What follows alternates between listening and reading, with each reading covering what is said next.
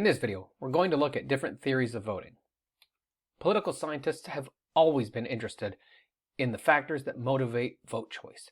Why is it voters will choose one candidate and not another?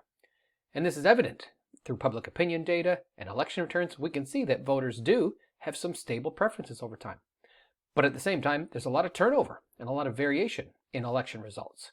So how do we explain this? Well, over time, three different perspectives have been popular: the sociological model, the rational choice model, and the psychological model. We'll look at all of them in turn.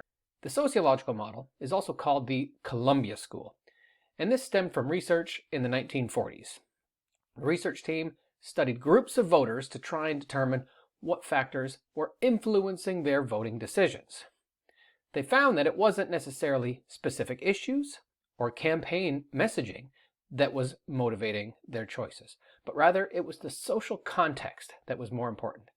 Voters were influenced by their social networks, their family, their peers, class or religious identities, and even the places where they lived. If you wanted to figure out what was the most important factor in determining vote choice, you wouldn't look at the last campaign ad they saw. According to this model, you would look at their extended social context. Now, that doesn't really leave much room for individual choice. And in 1957, Anthony Downs wrote An Economic Theory of Democracy, where he applied some lessons from economics to voting decisions.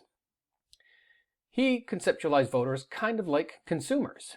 They're making different choices, trying to maximize utility. In a two-dimensional issue space, they've got a choice of one candidate and another candidate. They will pick the one that is closest to them ideologically, thus maximizing their choice. The same way a consumer might choose the product that will bring them the most happiness. Now, this is an appealing theory because it does leave room for the fact that campaigns can influence vote choice, and things like campaign ads can be determinative.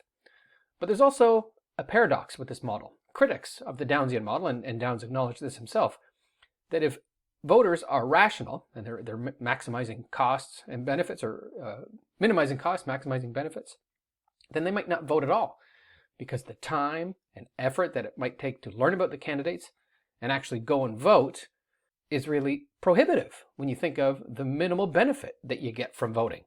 Your one vote is probably not going to decide the outcome. So it's a miracle that people even vote at all, because it wouldn't make sense according to this utility maximizing model. But Downs did clarify that voters might be motivated by a sense of civic duty and pleasure that gives them benefit and convinces them to vote. Now, researchers at the University of Michigan explored psychological motivations, or at least social psychological ones. They built on the earlier models using a cross-national set of surveys where they surveyed the same voters over time at the national level. They were able to then pinpoint why individual voters might vote the way they do, what issues are important, and how their vote choice even changed over time. And one thing they were able to determine is that voters seemed to have enduring psychological attachments to a specific party. Their position on issues might even change from one survey period to the next, but the one thing that would remain consistent is their party loyalty.